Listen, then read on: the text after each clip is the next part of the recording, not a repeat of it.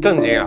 赛博唐三藏甲亢哥 I show speed 来中国取经了，你知道吗 ？TikTok 赛博大对仗以后啊，续集来了。I show speed 甲亢哥如同赛博时代的唐三藏，身披抽象主义袈裟，脚踏洞洞鞋，在东西方文化断层带完成了一场惊世骇俗的赛博取经。这不同的是啊，当时唐三藏是从东方去西方取经，而今天的甲亢哥是从西方来东方取经。这甲亢哥呀，帮助赛博网友来亲自验证，到底中国是不是那个吃瓜吃菜吃蛋自由的梦幻国度？各位看官可还记得在2025年1月19号 TikTok 引发的小红薯赛博大对仗？话说啊，美国政府一纸禁令，原本想着封了 TikTok 以后，网民们就可以转战 Facebook， 结果呢 ，TikTok 黑屏的瞬间啊，1.7亿用户秒变赛博游侠。他们非但没有按剧本逃向了 Facebook， 反而集体策马奔向了东方。小红书的下载量3天暴涨700%，活脱脱上演了一出《西游记》现代版。唐僧没取到经，倒是70万洋务翻着跟头来中国取真经。当那 TikTok 难民涌入了小红书以后，中美网友竟用火锅配汉堡、算盘对美元，上演了一场比《清明上河图》还热闹的赛博大对仗。他们直接用表情包呀炸穿了美帝多年来编织的信息茧房。而今呀，美国政府还在忙着封杀 TikTok 呢，结果呢，3700万美国人却挤进了中国 APP 看直播来。当甲亢圣身啊披着东北袈裟，举着5G 直播杆杀向了东方，这场赛博取经啊，仅仅用6个小时就让西方媒体几十年的阴间滤镜碎成了渣呀。那么今天啊，咱们一起来看甲亢哥的中国行。如何让做着美国梦还没睡醒的网友们集体破防？有网友高喊 CNN 骗了老子20年，老子要润去中国呀！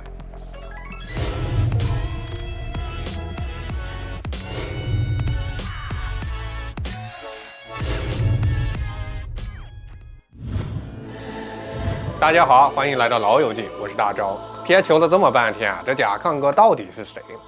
疯癫深处见菩提呀，花袄飘摇大道齐，潘多拉河2维码扫出人间烟火词儿。他就是那个 Z 时代的美丽天命取经人赛博唐僧甲亢哥 I show speed 本名啊达伦沃特金斯，美国00后，凭借情绪核爆式的直播风格，在 YouTube 坐拥3700万粉丝，是全球头部网红之一。他成名的绝技包括但不限于穿女装钓鱼执法网友，翻唱大张伟的阳光彩虹小白马，当时因歌词发音像敏感词，反而反向出圈。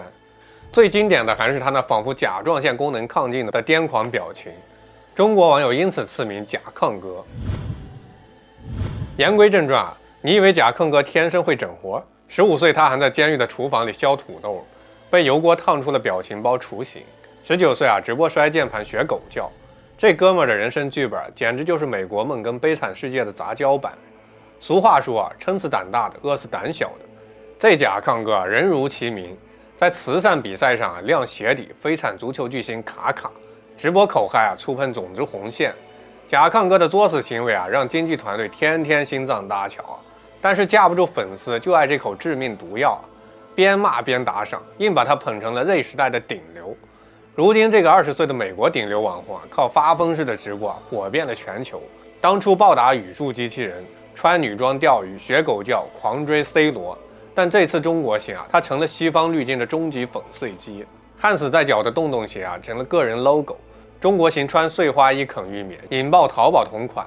20岁坐拥带泳池酒窖的千万豪宅。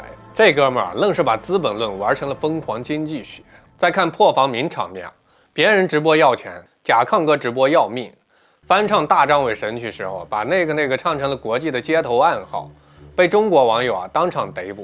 玩游戏输到学狗爬，被黑客攻击反而涨粉100万。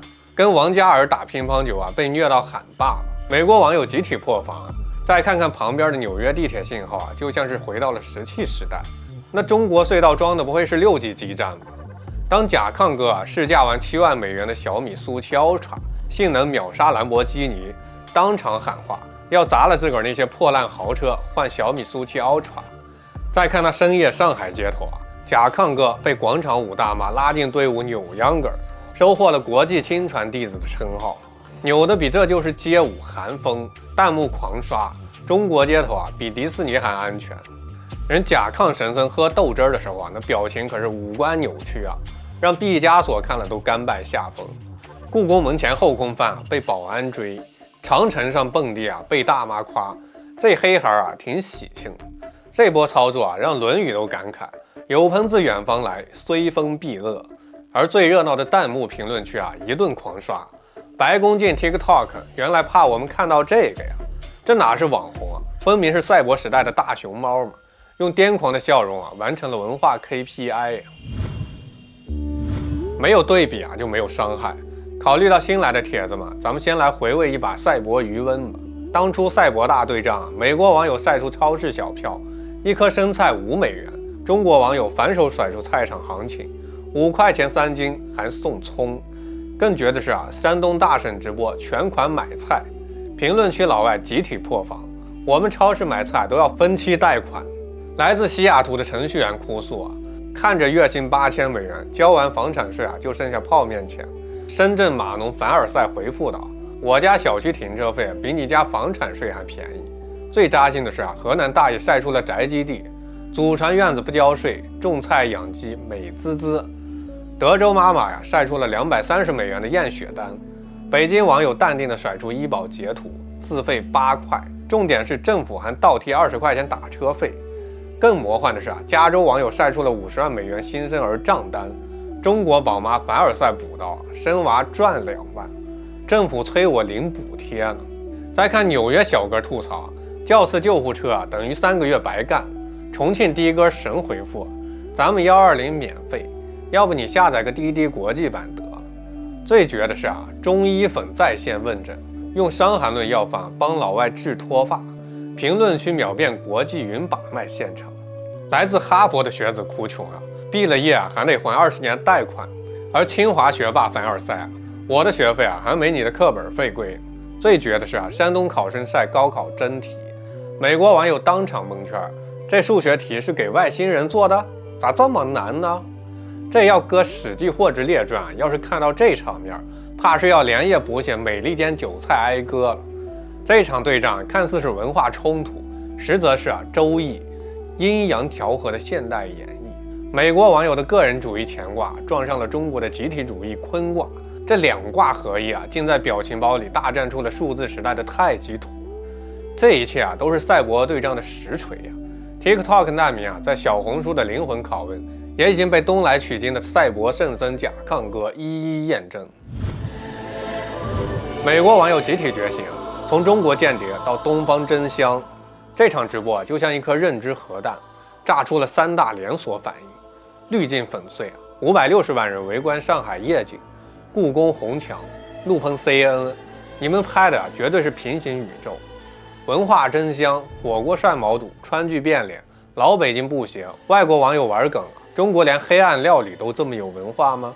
反思浪潮最高赞评论，不是中国封闭是我们被媒体关进了信息监狱新时代的厨房辩论自由在东方。甲亢哥的爆火是这时代对虚假精致的终极反叛。我们爱的不是他的癫狂，是他撕开社会假面后那碗热气腾腾的人间真实。当他在故宫高喊 Respect China， 在纽约翻唱阳光彩虹小白马，世界终于看懂，文化自信不是端着青花瓷念经，是穿着花袄蹦迪，笑着把偏见碾成了渣。网友弹幕狂刷，抽象的镜头是共情，癫狂的深处是真诚。当美国政府忙着封杀 TikTok， 中国人用5G 网速跟火锅香气，让世界看到了最硬核的自由。在这里没有政治正确的枷锁，只有14亿人热气腾腾的生活。甲亢哥的镜头告诉我们，真相从来不怕直播。感谢各位家人们跟大招一起在老友记燃烧青春的热血，点赞订阅不迷路，下期再见。